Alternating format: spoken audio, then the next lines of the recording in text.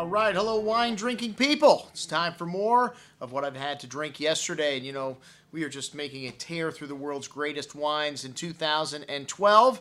And this was our 1985 Bordeaux tasting, including Chateau Petrus, 3 of the 5 first grows. Hey, I always say drink the good stuff first. So we're going to take down as many good bottles as we can this year. And you know, these were not wines. We don't have anything to sell. These are just wines that some of my wine drinking people had in their cellar. And we said, man, it is time to drink them. Every time I do a tasting featuring the 1985 vintage in a lineup of great Bordeaux's, vintages like 82, 86, 90, the 85s always seem to have this approachability, this lovely, charming nature. Just say, drink me right now. So that's why I figured we should line up these 85s because they are drinking so nice. And hey, you can find these wines for an amazing deal. Aubryon, the wine of the night, $350? Are you kidding me?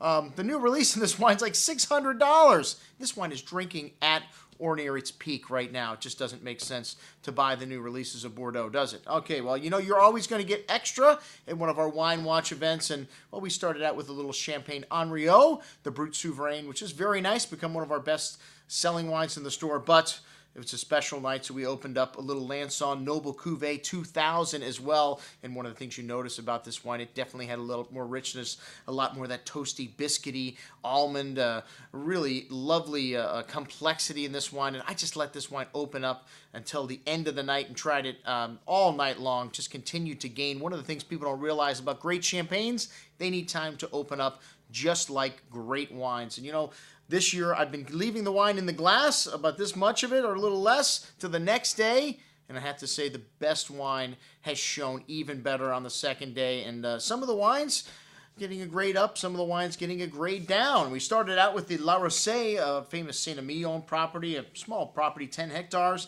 They make 40% Merlot, then 20 Cab Franc and 20 Cabernet Sauvignon based wines. This wine had a lovely elegance to it, really drinking nicely. A light smoky tobacco note to the red currant and plum fruit. A little beef jerky-like quality to this wine, some dried herbs and fresh earth. Smooth and silky on the tongue, though. You really notice that Merlot, the plumminess and the silkiness on your palate.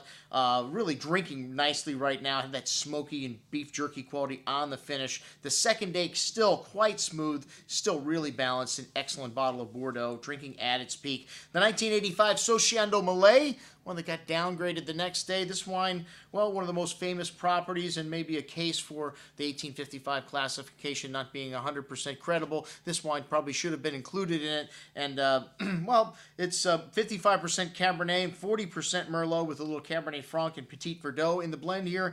It's lovely tobacco spice to this wine on the nose. A bit of a kind of a Brett medicinal note showing in this wine, as well some herbs and dried meat and coffee. Nice complexity on the nose, some red currant and cherry fruits.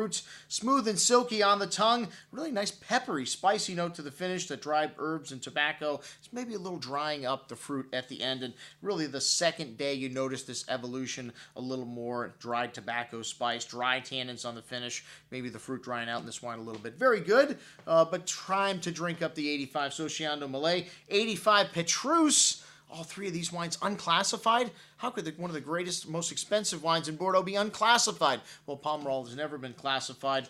It wasn't until the 60s that Petrus really became popular. And, well, not far after that, 70s and 80s became very expensive. And today, the most expensive wine in Bordeaux on release. The vineyard is planted to 95% Merlot and 5% Cabernet Franc. And the wine has had as much as 20% Cabernet Franc in the blend and as little as 0. They sometimes leave it out when it doesn't get ripe. This wine has a really distinction in class, just stands out from everything else on the table when you show it. This lovely plummy fruit to the nose here, a nice amount of that minerality, that fresh earth kind of clay note you get, some chocolate and light smoke, really decadent, really exotic bouquet. But this wine's starting to fade a little bit on the second day, sign that not a great vintage for Petrus, the 85, but still had a longer finish than the first 2 wines, and this lovely smoky tobacco spice and mocha showing on the second day as well. Excellent bottle of wine. 1985 De Cru Beaucaillou, one of the great growths of Saint Julien, and this This is a large property, about 70%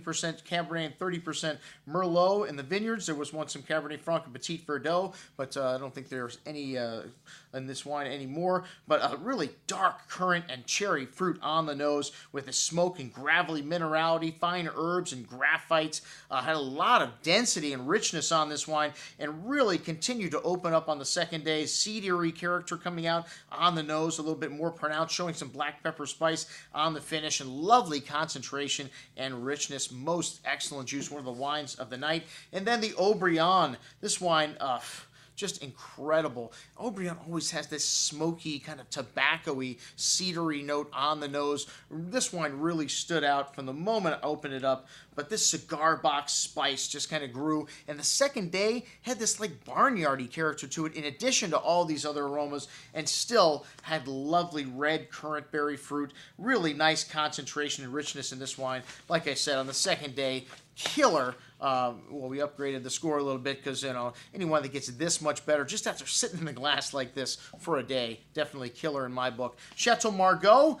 This is a wine that a lot of people maybe underrated the first night. I think it needed a little time to open up. A little bit of a shy flower at first. Light smoke, kind of fresh earth notes, some dark currant berry fruit, a little coffee and dried herb, dark mocha, really decadent bouquet on the second day, really opening up nicely. Nice concentration of flavors on the tongue, some lovely spice and minerality on the finish, really long and holding together very nicely. Like I said, even more concentrated and rich on the second day. Most excellent.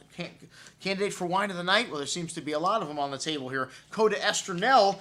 This was, you know, classic Côte d'Estrennel, this lovely curry spice shining through on the second day. I really didn't notice it that much the first day. This gravelly minerality, more earthiness showing to it, that spice really coming out. And having a little bit of that richness coming out on the second day that wasn't shown on the first day, but a lovely wine as well. Maybe just not quite as big as the De Cru Bocayou or the Margaux. Definitely not as the Haut-Brion, but an excellent bottle of wine. The Lynch Bages, a little monster. That 1985 Lynch Bages had this lovely richness and intensity to the nose. Classic pencil lead, dark currant and cherry fruit, light smoke, coffee, espresso notes. This pronounced mocha quality that really shined on the second day. And lovely richness on the palate. This wine still has a bit of tannins to resolve here. Some lovely cigar box and cedar spice showing at the finish. Most excellent juice. Candidate for wine of the night. And then the 85 Mouton Rothschild. This wine had the lowest fill of the bunch, but turned out to be one of the wines of the night. Number 2 on my scorecard. Had that classic pencil lead, earthy character that you get from Pauillac, cigar, cedar, espresso, dark chocolate, really exotic bouquet, currant and cherry fruits. Really a little bit of that barnyard also starting to show up in this wine, like in the Haut-Brion on the second day, adding some complexity to it. Thick and chewy on the palate. And like I said, just continued to evolve on the second day. That mocha and pencil lead amplified even more, but still a lot of fruit. The 85 Mouton, every time I've had it, a standout. And that's what I had to drink at the 85 Bordeaux tasting, folks. I'm your host, Andrew Lampasoni, signing off for the Wine Watch, saying remember, always drink the good stuff first.